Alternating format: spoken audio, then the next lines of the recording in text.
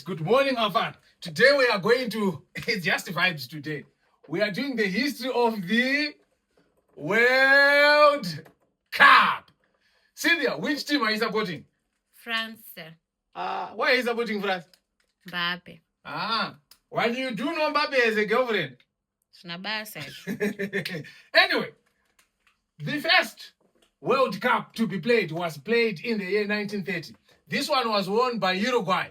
They beat Argentina 4-2 in the final. And Uruguay lifted the first ever World Cup trophy. And then in 1934 and 1938, we had successive winners. Italy, they were the first team to win back-to-back trophies in the World Cup. But the 1938 World Cup tournament was a bit overshadowed by the political events that were taking place. As you can see, this is 1938. We are getting close to World War II. So because of political tensions and everything that was going on, there was not much, celebration or attention around the tournament that time.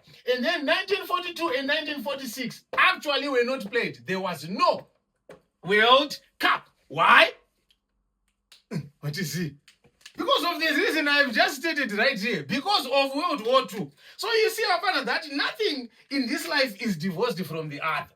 Due to World War II, nothing in this life is divorced from the other. Sometimes you can't say, I don't care about these things that are going on. I'll just continue with my life. Those things will come and affect that thing you are calling your life. So you will find that due to the politics that was going on due to the World War II, it could not be played. And this is not really, this has become quite, a consistent thing over the years, that political issues can sometimes find a platform at this global sporting tournament where, the whole world's attention is on whatever is going on, the matches that are being played. And like recently, you would find a lot of Africans saying, we are not going to support South Africa. We are not supporting South Africa. And when you ask them why, they say, because of the xenophobic attacks. You see? So imagine, it has become a stage where the rest of the world can actually tell how other countries feel about other countries, not only on a sporting level, but also even on a political level. Anyway, let's move on. 1950,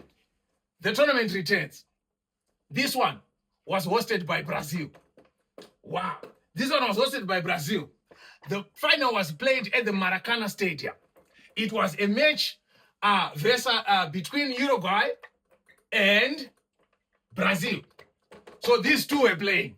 Now, during this time, the format that they were using was a round-robin format. So according to that, by that, Brazil only needed to get a draw in the final in order to lift the trophy. But Uruguay stunned them by winning 2-1. This match is the highest ever attended match in the history of the World Cup. It was attended by an estimate of 200,000 supporters. Imagine in Brazil, at their home stadium in Maracanã, the crowd went silent. The silence of 200,000 people after they had been defeated. So, Brazil only retained its glory in 1958. Who came to the scene that time? Cynthia? So the person who came on the scene that time was Pele. If you remember the book that you read in primary school, Pele,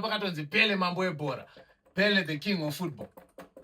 Though, people obviously argue and people have different thoughts and opinions on kingship when it comes to sport. But Pele led the Brazil team to a successful tournament and they lifted the World Cup and he scored 6 goals in that tournament. And then in 1962, Brazil lifted the trophy again, though Pele was injured at this time. And then in 1966, England won its first and only ever World Cup trophy. It is quite surprising when you realize that the World Cup has been played 23 times and England has generally always had a fairly strong team.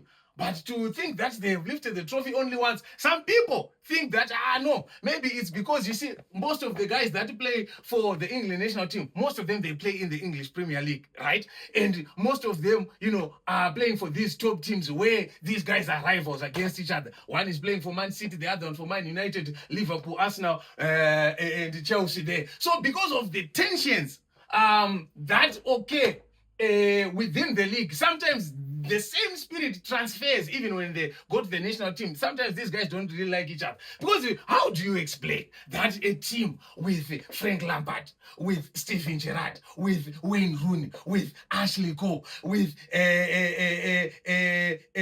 which other guys? When we talk of the older generation, we had the likes of Beckham, Owen, David Seaman, Rio Ferdinand, all of these guys. And the only time England has lifted this trophy is in 1966. So what happened is that in the final, Jeff Hurst was the first man to score a world a hat-trick. He was the first man to score 3 goals in a World Cup final. And that record remained intact for a very long time, only to be broken by your boyfriend Cynthia in 2022 when France beat Argentina. When Argentina beat France, however, Kylian Mbappe had scored 3 goals. So anyway, moving forward, in 1986, that's when we have the famous hand of God, when Diego Maradona scored a controversial goal. You know, during that time, there was no VAR, there was no VAR, virtual assistant, reality or whatever. There was no VAR at that time. So Maradona, akatonga ari kujambira bhora ari kuita so. Avaisa ruoko, avagoisa neruoko. And they actually won that match versus England. It happened in 1986. And then moving forward, in 1990, Cameroon became the first African team to go as far as the World Cup quarterfinals. And this was quite, impressive. So in the history of the tournament, countries like Cameroon, Ghana,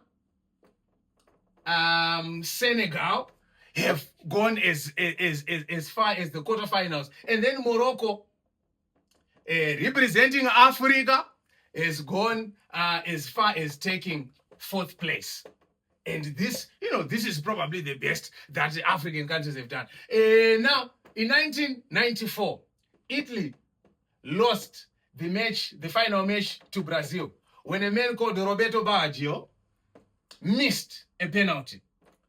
This guy was a great player. He is the one who had scored the most number of goals for Italy in the tournament, successfully leading them to the finals, but he had an unfortunate moment. And this happens with a lot of people. Star players, brilliant players, but because of the pressure of the World Cup, things can happen. And the things happened to Roberto Baggio. He missed the penalty. And in the interviews done after, he would always talk about how that moment haunts him forever. However, it must be noted that he was not solely responsible for losing that match, because there are 2 others who had missed the penalties right before him, but they were expecting Roberto Baggio to score because of, how far it's the same thing that happened to Asamoah Gyan that other time, the African player. Things just happen. In 2006, Zidane just head-butted someone. We don't know what was really going on. They were having an altercation of some sort, and I think it was Materazzi from Italy. It was France playing Italy. France playing Italy, and then Materazzi said something to Zidane, and Zidane and then he head-butted him. So that's what happens. These things happen on the global stage. Now, 2010, we have the first African team hosting the World Cup. Cynthia, who was that? South Africa. South Africa, yes. So South Africa was the first African team to hold to host the World Cup, which was a glorious moment for all of Africa. In Africa, one man's win is every man's win. Spio Chabalala scored a wonderful goal in the opening match versus Mexico. Ironically, now this year, when the opening match was played in Mexico between South Africa and Mexico, South Africa lost that match. So anyway, that was 2010. And then in 2022, it was France versus Argentina, which became the highest watched match ever in the history of the World Cup, because 1.5 billion people were tuned in watching this match. So now we are waiting to see who is going to lift the 2026 World Cup trophy.